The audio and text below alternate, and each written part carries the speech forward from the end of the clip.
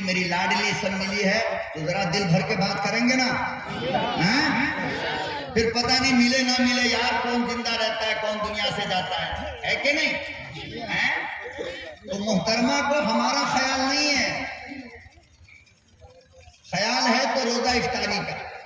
बात समझ में आ रही है? तो फिर मैंने पैसा वैसा दिया, मैंने कहा भाई बेटा को बोल करके मंगा लेगी। और अल्लाह का बहुत बड़ा एहसान है कि मैं अगर 2 महीना भी सफर में रहूं मौलाना तो मुझे फोन की नहीं आएगा। समझ रहे हो? फोन इसलिए कि हमारे घर में मोबाइल है ही नहीं, हमारे घर में मोबाइल है ही। आप लोग तज्जुब में होगे मौलाना कितना कंजूस है, नहीं है? अरे बाबा, बीवी के पास मोबाइल रहता है तब ना दूल्हा बदमाशी करता है, और रहबे नहीं करेगा तो शक किस पे करेगा भाई? हैं? अब बीवी के पास मोबाइल है, इधर से फोन किया तो बेचारा नेटवर्क के चक्कर में बिजी आ रहा है या फोन लग ही नहीं रहा है। अब कारी इसराफील इतना मोटा डंडा लेके खड़ा सिर पर, बोल किससे बात कर रही थी? कोई बात है? ये कोई बात है भाई? अरे यार, अब हमारा मोबाइल इस वक्त मेरे पास है, वोडाफोन का सिम है, इसके अंदर तो काम ही नहीं कर रहा है यहाँ पर गोड्डा में। अब अगर कोई कहे कि मौलाना आप मेरा नंबर ब्लॉक कर दिए तो गुस्सा नहीं आएगा? कहेगा कि आप बिजी थे तो गुस्सा नहीं आएगा? हैं? तो ये लड़ाई को खत्म करने का आसान रास्ता यह है कि घर में मोबाइल रखो ही मत, है ना? आसान रास्ता।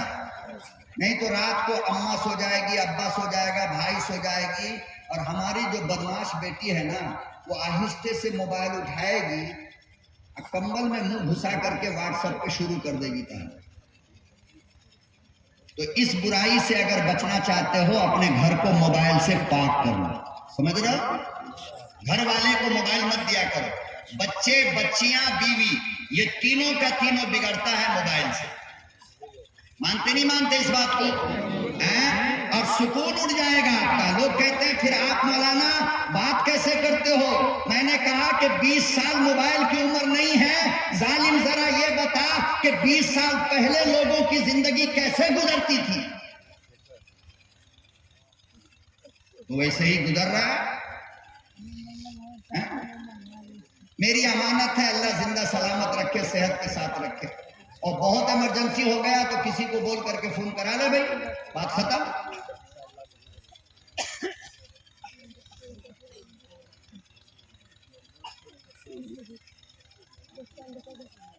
तो मैं ये अर्ज कर रहा था कि बताओ, अल्लाह का कुरान सिर्फ वो है जो कागज पे लिखा है?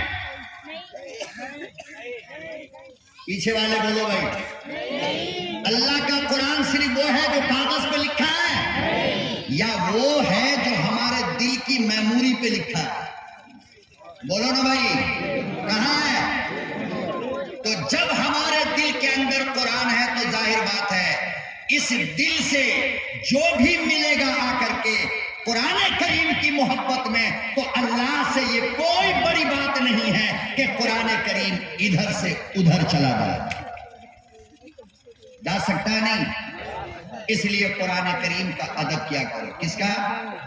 और जब मैं ये कहूं कि कुरान का अदब करो तो मेरा मतलब ये होगा कि हाफिज कुरान का भी, इसलिए कि ये भी कुरान है, वो भी। मदीनतुल मुनव्वरा में आज भी एक मौलाना है जिनका नाम है मौलाना आफ्ताब आलम। उनके वालिद बहुत बड़े आलिम थे, मौलाना बदर आलम। क्या नाम था? क्या नाम था? मौलाना बदर आलम नाम था। और वो एक पर्चा निकालते थे जिसका नाम था तर्जुमानुस सुन्ना। क्या नाम था? कुछ दिन पहले हजरत का इंतकाल हो गया। इंतकाल होने के जन्नतुल बकी में आपको दफन किया गया। ठीक 6 महीने के बाद तकरीर हम कर रहे हैं, प्यास इसको लग रहा है, देख रहे हैं बदमाशी।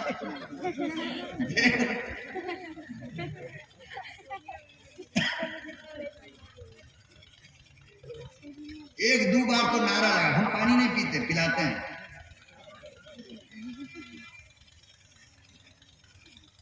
तो तकरीबन 1 साल पहले उनका इंतकाल हुआ है ना।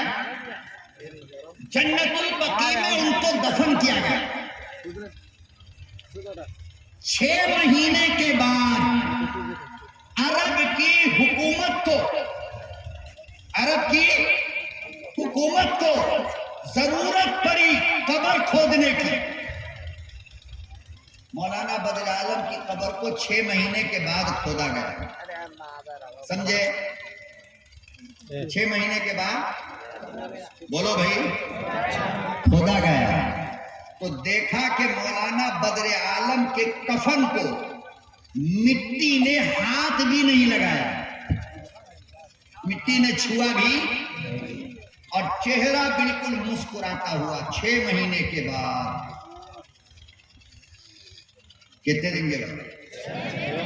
6 महीने के बाद। चेहरा भी ताजा और कफन भी बिल्कुल नया। अरब हुकूमत का अमला उनका पता करते करते मौलाना आफ्ताब आलम के घर गया। मौलाना आफ्ताब आलम ने यह वाकया हजरत शाह हकीम अबू अख्तर को मौलाना शाह अबरारुल हक साहब की मौजूदगी में मदीने में सुनाया। कहां सुनाया? अरब का अमला आया और कहा कि आपके वो कौन थे? कहा कि वो मेरे वालिद थे। कौन थे? मेरे वालिद। कहा कि ये बताइए कि उनका कोई खास अमल आपको मालूम है? कहा कि हमें तो कोई खास अमल का इल्म नहीं, तहज्जुद नहीं, तिलावत की पाबंदी नहीं, बस 5 वक्त की नमाज पढ़ते थे, थोड़ी तिलावत करते थे। कहा नहीं, तुम झूठ बोलते हो, कोई अमल जरूर हो। मौलाना आफ्ताब आलम कहते हैं कि मैंने अपने दिमाग पे जोर दिया तो मुझे एक बात याद आ गई जो मैंने 14 साल की उम्र से अपने बाप को उस अमल का पाबंद देखा था। अब गौर से सुन लो। मौलाना आफ्ताब आलम कहते हैं कि अमल कोई न था, इशराक नहीं, चाश्त नहीं, अव्वाबीन नहीं, नमाज़े तहज्जुद की पाबंदी नहीं। फिर लोगों ने पूछा अमल क्या था? मौलाना आफ्ताब आलम कहते हैं जब से मैंने अकल संभाली, जब से मैंने अपने बाप को देखा, ये अमल देखा करता था कि जब भी कोई कुरान का हाफिज आता, मेरे अब्बा पांव को मोड़ कर बैठ जाते।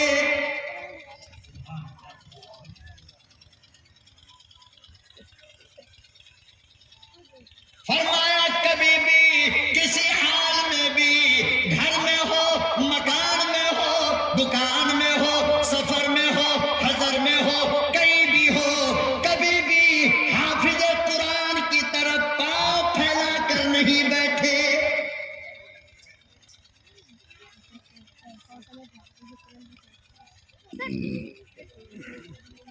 इरशाद फरमाया करते थे, बेटा जिस तरह तुम कागज वाले कुरान का अदब करते हो, इसी तरह हाफिज कुरान का भी अदब किया करो। कहां पहुंचा दिया कुरान के अदब ने? 6 महीना हो गया, चेहरा मुनव्वर और कफन तरोताजा। फरमाया कि ये सिर्फ हाफिज कुरान के अदब का बदला था। किसका बदला? अरे बोलो भाई, थक गए क्या?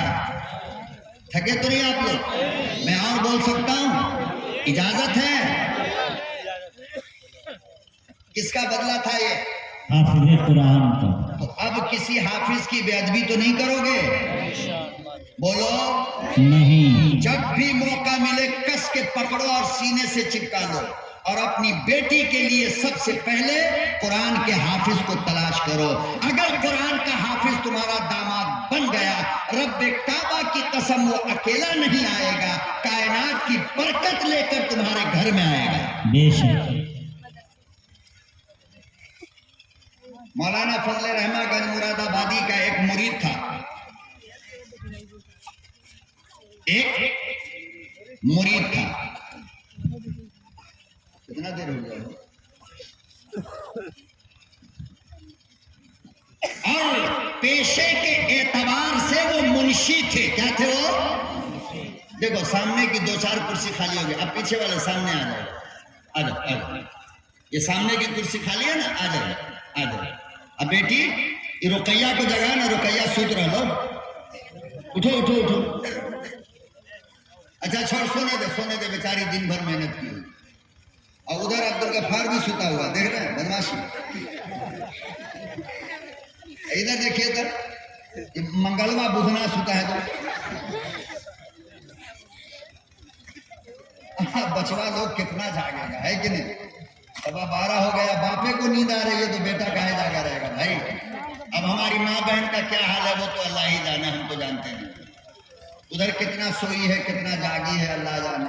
कितना दुआ दे रही है, कितना बद्दुआ दे रही है। बद्दुआ तो नहीं दे रही होगी, दुआ दे रही होगी मेरे ख्याल से, है ना? दुआ दे रही, माशाल्लाह। गुस्से में आ गई बच्ची, तो गुस्से में आके जोर से जी बोल रही है। तो हजरत शाह फजल रहमान गंज मुरादाबादी, उलमा जानते हैं ये कितना बड़ा वली था, बल्कि वलियों के सरदार थे। तो इनका एक मुरीद था और पेशे से वो डाकिया था। क्या थे वो? बहुत प्यारा वाकया सुनाने जा रहा हूं, गौर से सुन लो और इंशाअल्लाह इसके बाद मैं बात खत्म करूंगा। कहो इंशाअल्लाह। अभी कह रहा था नहीं, अभी कह रहा है इंशाअल्लाह।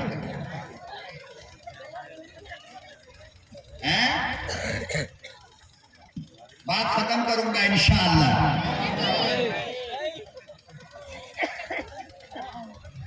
तो मुरीद था और पेशे से डाकिया थे वो। तो मौलाना की खानकाह से निकले और अपने ऑफिस जा रहे थे कि रास्ते में 2 आदमी मिला, सामने एक जनाजा रखे हुआ बैठा, सामने एक जनाजा रखे हुआ बैठा है। हजरत शाह हकीम अबू अख्तर साहब ने अपनी किताब के अंदर यह वाकया लिखा है, बगैर दलाइल के अल्हम्दुलिल्लाह मैं बात नहीं कहता। या तो दलील अकली होगी या दलील नकली होगी जरूर।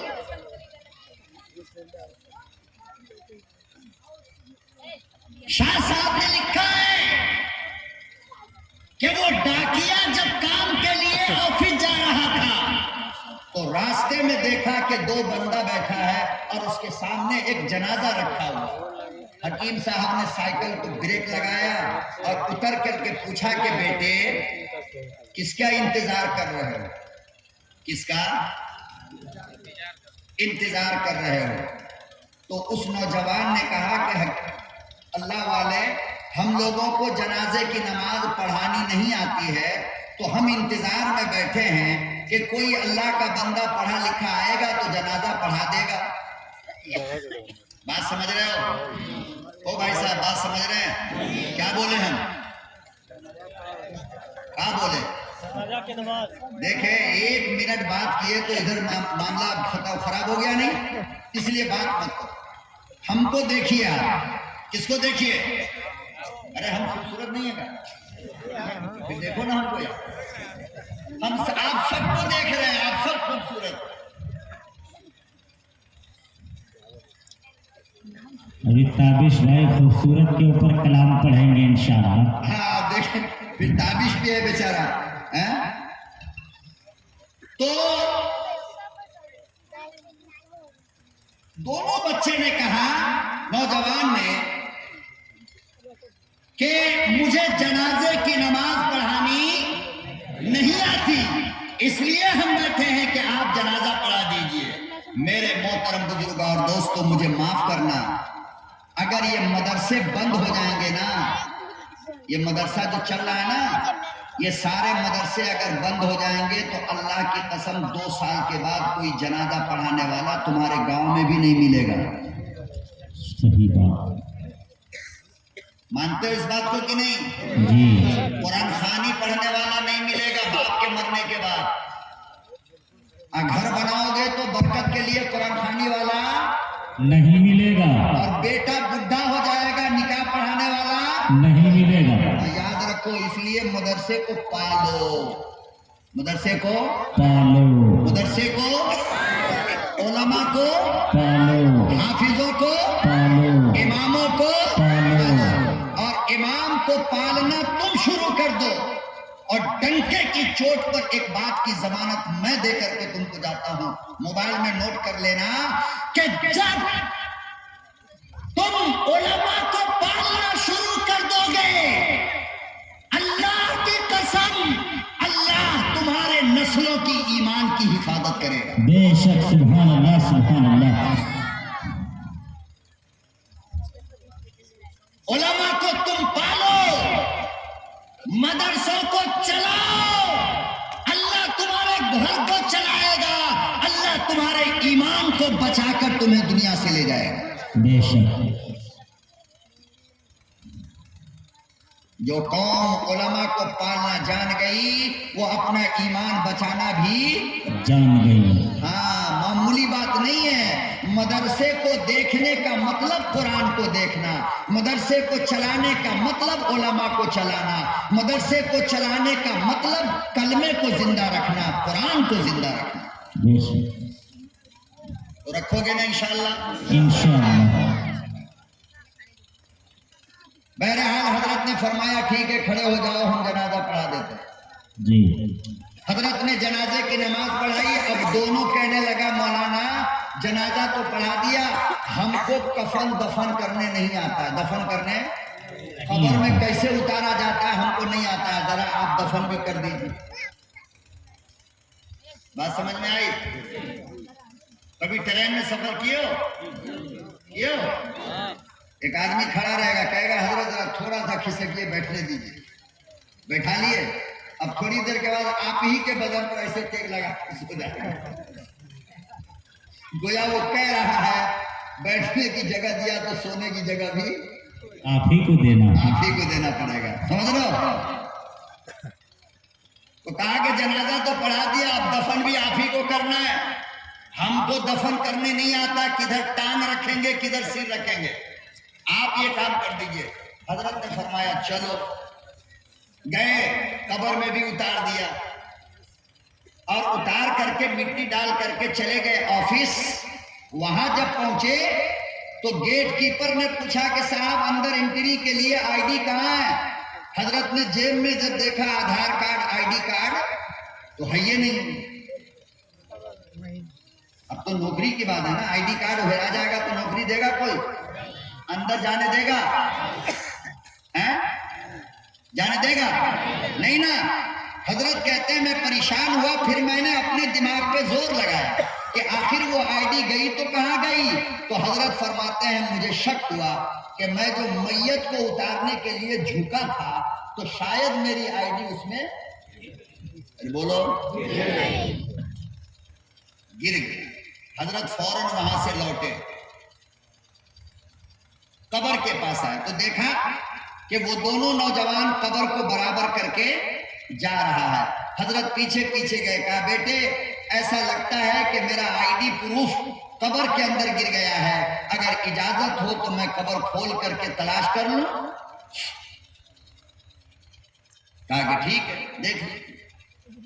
अल्लाह अकबर और कबीरा। अल्लाह वाला कहता है अभी साल महीना 2 साल नहीं गुजरा, घंटा 2-4 घंटा नहीं गुजरा, अभी तो दफन किया गया है।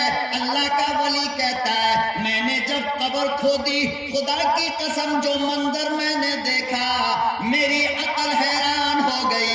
अल्लाह का वली कहता है अभी तो दफन करके गया था, जब मैंने कब्र खोदा पूरी कब्र गुलाब के ताजा ताजा फूलों से भरी है। सुभान अल्लाह, सुभान अल्लाह।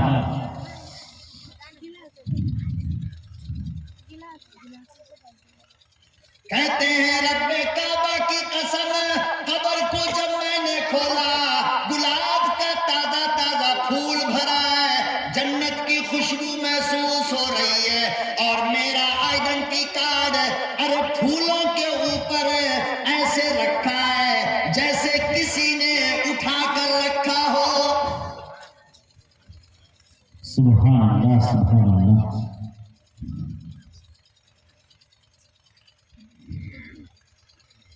अपनी कब्र को भी फूलों से भरना चाहते हो नहीं? चाहते नहीं?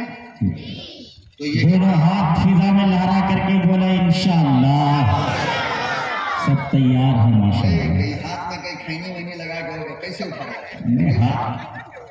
यहाँ के लोग खैनी जो है रात में नहीं खाते हैं, तू बोल दे। रात में नहीं खाते हैं।